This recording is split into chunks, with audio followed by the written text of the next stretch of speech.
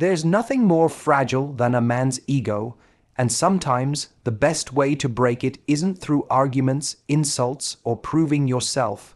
It's through indifference. The truth is, an ego thrives when you feed it with attention, when you try to fight it, when you let it pull you into its games. But when you step back, when you hold your head high, when you show that your life is moving beautifully without him, that's when his ego cracks. And here's the beauty of it. You don't have to destroy him, you don't have to plot revenge. You just break the illusion of his power over you, and then let karma handle the rest. An ego-driven man feeds on one thing above all else, your attention. That's his oxygen, his fuel, his lifeline. Every reply you give, every argument you engage in, every tear you shed in front of him, it all reinforces the idea that he still has power over you. And that's exactly what his ego craves. The more you react, the more he feels important. The more you explain yourself, defend yourself, or try to change his mind, the more he sits back and enjoys the control. That's why the quickest way to break his ego is not through shouting, not through proving, not through fighting, but through silence. Think about how powerful silence is. When someone expects chaos and you give them calm, it unsettles them. When someone pushes for a reaction and gets nothing, they're left with themselves, and that emptiness is far more punishing than anything you could have said. Because an ego doesn't just want attention, it needs it. Without it, it withers. Without your validation or reaction, it starts to crack. And in that silence, he's forced to confront a truth his ego can't handle. He's not as significant in your world as he thought he was. But silence isn't just about ignoring him. It's about starving the patterns that keep you tied to him. Every time you resist the urge to reply to that late-night text, you take back a piece of your power. Every time you refuse to check his social media, you prove to yourself that his life no longer dictates your emotions. Every time you withhold the urge to argue, you remind yourself that not every invitation to battle deserves your presence. And that consistency, that discipline, is what truly shatters an ego built on control. Of course, he'll test you. At first, he might push harder when you don't respond. He'll send messages, throw out bait, or act in ways designed to provoke you. This is what psychologists call an extinction burst. When someone's usual tactics stop working, they try even harder for a while before giving up. And in that moment, your resolve will be tested. You'll feel the pull to respond, to prove you're unaffected, or to give him the satisfaction of knowing he got your attention. But that's the trap. The only way through it is to stay consistent. The moment you break the silence, you feed the very ego you're trying to starve. What you need to remember is that silence is not weakness, it's strength. It takes far more courage to stay calm than to explode. It takes more self-control to not reply than to craft the perfect comeback. And in that restraint, you're not just breaking his ego, you're building your own power. You're showing yourself that your emotions aren't dictated by him anymore. You're proving that his actions don't get to steer your life. That's the real victory. Silence also gives you something else his ego can't take away: clarity. Without the noise of arguments, without the distraction of back-and-forth drama, you finally get space to think. You see the relationship for what it was, not for what you wished it to be. You realize how much of your energy was wasted on feeding someone else's ego instead of nurturing your own growth. And in that clarity, you begin to heal. So when you're tempted to send that message, to make that call, or to explain your side, just one more time remember what's really happening. You're either feeding his ego or starving it. Every moment of silence is a message louder than words. You don't matter enough to take up my energy anymore. That's the line that breaks him, not because you said it, but because you lived it. And once you master that, you'll see how quickly his ego collapses without your attention to prop it up. His power over you doesn't come from who he is. It comes from the illusion that you need his approval. That's the hook. Ego, Driven men operate from a place of control. They want you to feel like you're constantly auditioning for their affection. One day they give you praise, the next day they pull it away, and suddenly you're chasing the feeling of being enough for him. The problem is, the more you chase, the more power his ego gains. The game only works because you're playing. The moment you stop competing for his approval, the entire structure of his control collapses.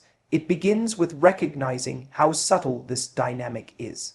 He might compliment you when you do things his way and withdraw affection when you don't.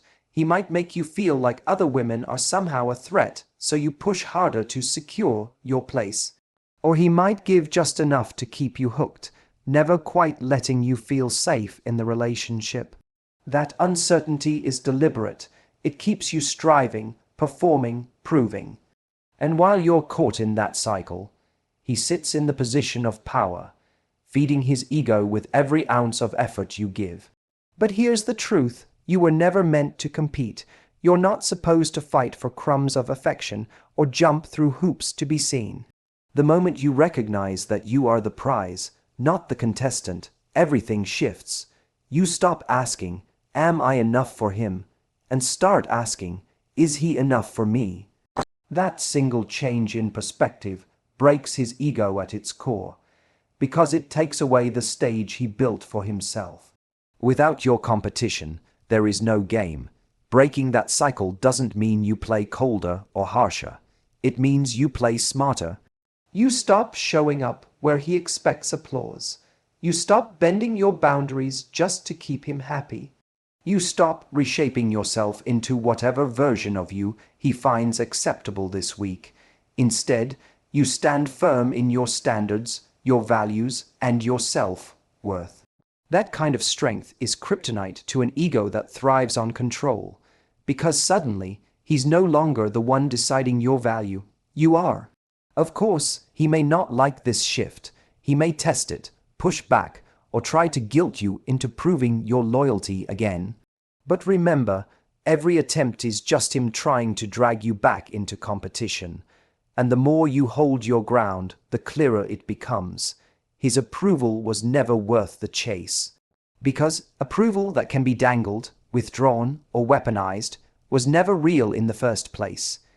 When you stop competing for his approval, you open yourself to a completely different kind of love. Love that doesn't keep score. Love that doesn't make you feel like you're on trial.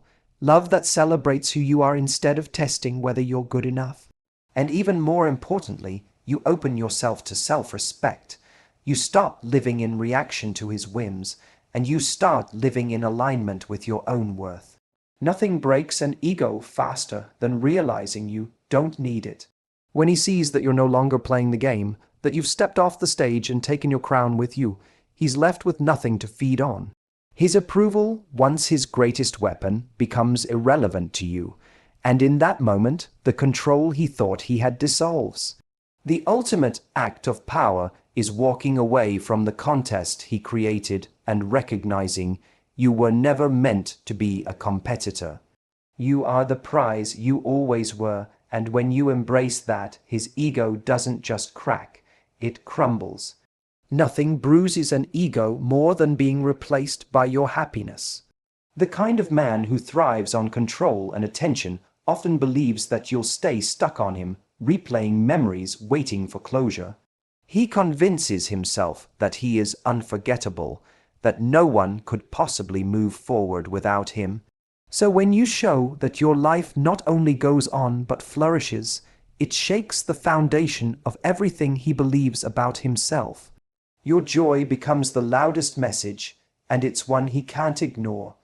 The ego wants to feel irreplaceable. It feeds on the thought that you will keep orbiting around him long after he's gone. That's why silence alone is powerful, but pairing it with your happiness is devastating to his ego.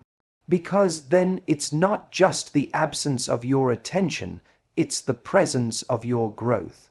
He sees that the version of you that once bent to his needs is now blossoming without him, and that realization is unbearable to someone who thought they were the center of your universe. But this isn't about faking happiness. You can't trick yourself into joy or post carefully curated photos just to prove a point. That still keeps the focus on him, and in a subtle way, you're still feeding his importance. True power comes when your happiness is real, when it's born from rebuilding your life in ways that have nothing to do with him. It's in pursuing passions you put on hold, surrounding yourself with people who lift you up, setting goals that remind you of your own potential, and finding small moments of peace that remind you of who you are without his shadow. That kind of happiness is magnetic. It shows in the way you walk into a room, in the lightness of your energy, in the way you laugh without hesitation. And trust me, even if you never say a word to him again, he'll notice. Word gets around, pictures get shared, mutual friends drop hints, he'll find out.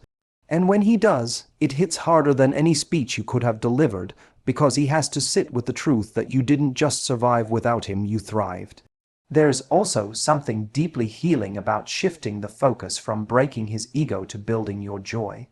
At first, it may feel like the goal is to hurt him back, to show him what he lost.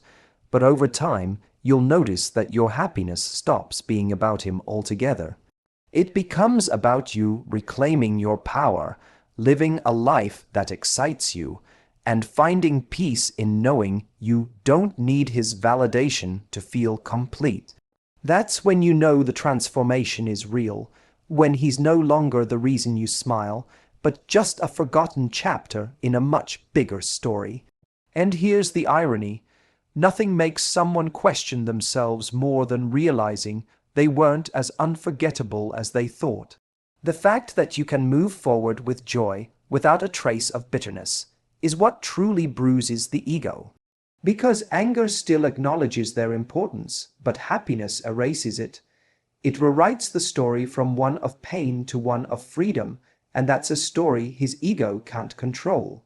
So the next time you're tempted to dwell on how to get back at him, shift the focus inward. Ask yourself, what can I do today that makes me feel alive, fulfilled, at peace? Those small steps stack into a life so rich that he becomes a distant memory, and in that life, your joy is no longer about breaking him, it's about building you. But make no mistake, the side effect of that joy is the one thing his ego can't handle, being replaced not by another person, but by your own happiness.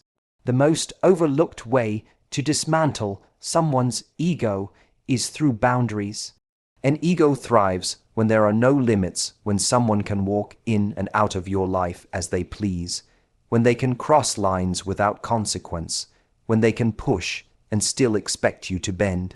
Boundaries are the invisible walls that protect your peace, and when you finally draw them, you send a message louder than words. You are no longer available for manipulation. For an ego-driven man, this is devastating, because boundaries are the one thing he cannot control. At first, he may act surprised or even offended. After all, he's used to the version of you who said yes when you wanted to say no, who forgave quickly, who overlooked red flags in the name of love. But the moment you decide that certain behaviors are unacceptable and back that decision with consistent action, you strip him of the privilege he once enjoyed. If he tries to cross the line and you don't flinch, he realizes he no longer has the access he once took for granted. That realization alone bruises his ego because it reveals he doesn't have the power he thought he had. But boundaries aren't just about shutting him out, they're about letting yourself in. When you define what you will and won't tolerate, you protect your own worth. You remind yourself that your energy, time, and heart are valuable. You stop measuring yourself worth by how much nonsense you can endure and start measuring it by how much respect you demand. That shift doesn't just break his ego, it builds your identity back stronger than ever. Think about how powerful it feels when you decline a call you would have once answered, or when you ignore a message that's dripping with manipulation. Think about the strength it takes to walk away from a conversation designed to pull you back into old patterns. Every one of those moments isn't just you enforcing a boundary, it's you reclaiming a piece of yourself. And the more consistent you become, the clearer the message gets. You don't get to decide my value anymore. Ego-driven men hate boundaries because they're not negotiable. You can argue with someone's opinion. You can manipulate someone's emotions. But you cannot bend a boundary without permission. And when you stick to yours, he's forced to face the truth that you are not under his control. He may try to test you, pushing harder, sweet, talking guilt, tripping, but your strength lies in staying firm. When he realizes that no tactic works, that's when his ego begins to crumble. Here's the deeper truth: boundaries aren't a punishment, they're protection. They're not about revenge or hurting him, they're about honoring you. And ironically, the more you honor yourself, the less space his ego has to thrive. Because ego cannot exist in an environment where respect and self-worth dominate. It needs chaos, insecurity, and blurred lines to survive. Boundaries remove all of that, leaving him with no room to maneuver. What makes this so powerful is that you're no longer playing his game. You're not shouting, you're not proving, you're not trying to change him. You're simply drawing a line and standing on the side that protects your peace. That calm, quiet strength speaks volumes. It shows that his behavior no longer dictates your response, and his approval no longer determines your choices. In that space, his ego loses its grip, because control cannot exist where boundaries are firm. So when you think about how to truly break his ego, don't imagine long speeches or dramatic exits. Think instead of the quiet, consistent act of protecting yourself. Think of saying no when you used to say yes. Think of walking away when you used to stay. Think of enforcing standards that honor the person you're becoming. Because every boundary you create is a mirror that reflects back to him. You don't hold the power here anymore. And that, more than anything else, is what makes an ego collapse. Revenge has a way of seducing us when we've been hurt. The idea of giving him a taste of his own medicine, of making him feel the same pain he caused you, can feel intoxicating. But the truth is, revenge keeps you tethered to him. It forces you to keep investing energy into a person who doesn't deserve another drop of your focus. And while you're plotting ways to get back at him, he still occupies space in your mind, which means his ego is still winning. The most powerful way to break his ego isn't to play his game, it's to step out of it entirely and let karma do what it does best. Karma isn't about magical punishment, it's about cause and effect. A man who thrives on ego, manipulation, and control eventually digs his own grave. Because every person he mistreats carries a lesson he refuses to learn, and those lessons add up. He may not realize it immediately, but patterns catch up with people. The same charm he used on you, he'll try on someone else, and eventually it will lose its effect. The same games he played to feed his ego will backfire when the wrong person refuses to play. That's not your battle to fight. That's karma's job, and it always collects its debt in time. When you step back and stop trying to control how or when he faces the consequences, you free yourself. You no longer carry the burden of making sure he gets what's coming. Instead, you focus on your healing, your peace, and your growth. That shift in energy is devastating to his ego because it proves you're no longer invested in his downfall. Indifference is always more powerful than revenge because it communicates the ultimate truth. He doesn't matter enough to influence your life anymore. And here's the part most people don't realize: when you chase revenge, you're still reacting to him. You're still defining your actions by what he did or didn't do. But when you let go and allow life to handle him, you reclaim your freedom. Your decisions stop being about teaching him a lesson and start being about building your future. That detachment is what shatters his ego the most. Because an ego can fight back against anger, it can thrive on conflict, but it cannot survive indifference. It has nothing to hold on to when you stop caring altogether. Think about it. what's more unsettling for someone who once thrived on your emotions? Seeing you rant about him online, or seeing you live your life like he was never even part of it? The second one stings far deeper because it strips him of significance. He doesn't just lose you, he loses the narrative that he was important enough to leave a permanent scar. And that's where karma comes in, because while you move on and build a life of peace, he's left to sit with himself. He's left to face the consequences of his choices in the silence of his own conscience, and that is a battle only he can fight. So, instead of lowering yourself to his level, rise above it. Instead of focusing on how to hurt him back, invest in what heals you. Channel that energy into creating the kind of life that makes his memory irrelevant.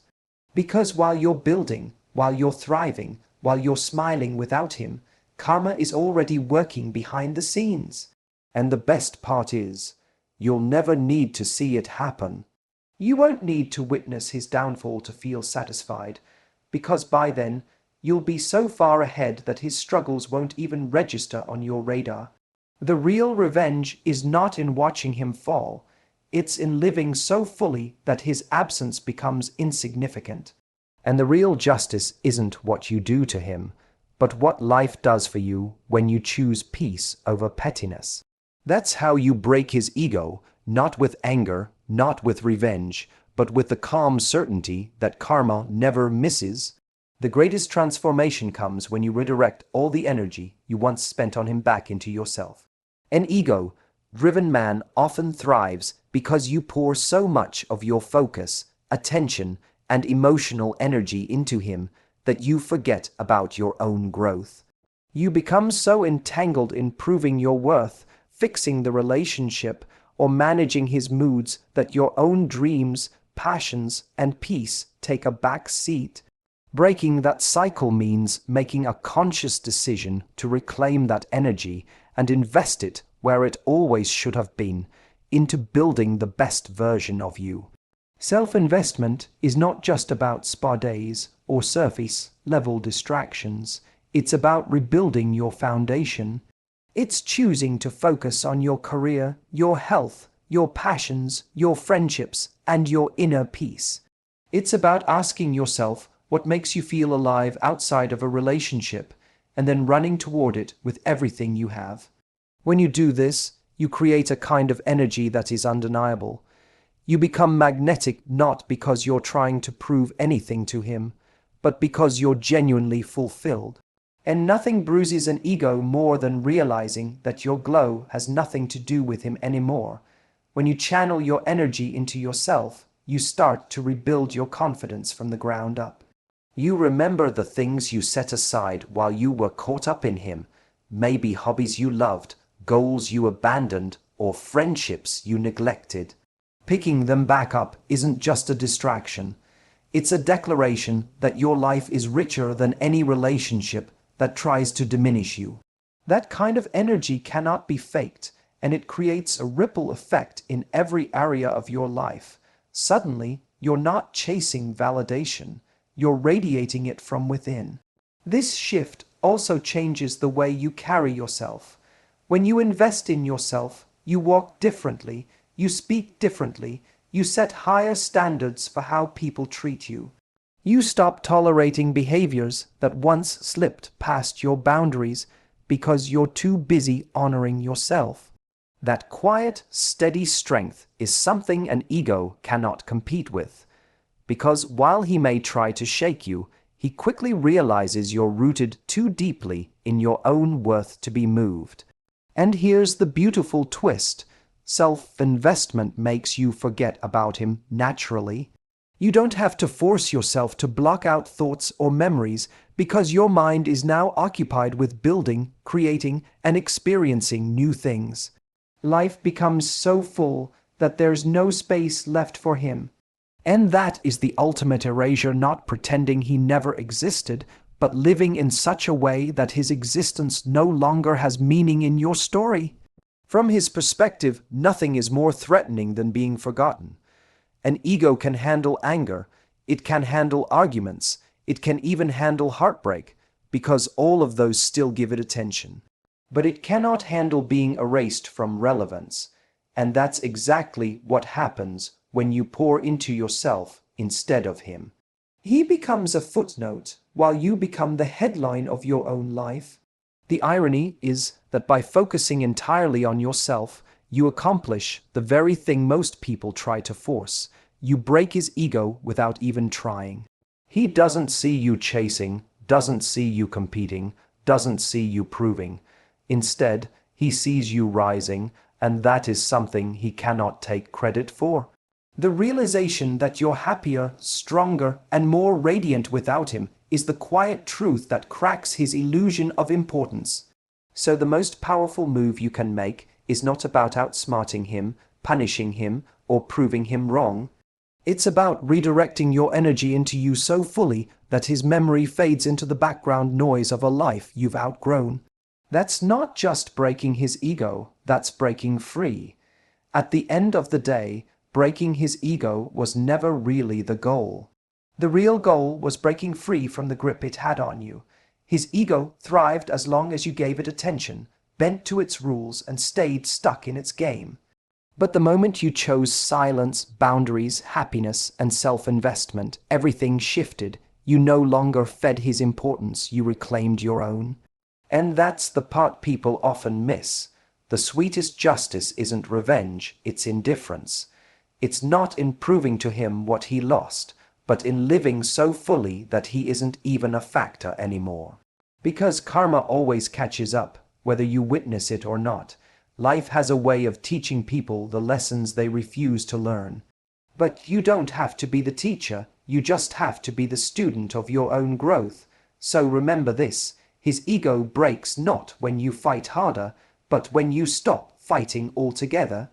His power fades not when you prove your worth to him, but when you realize your worth was never his to measure. And the most beautiful part, the moment you truly let go, you'll see that karma was never about him. It was about you finally stepping into the life you deserve.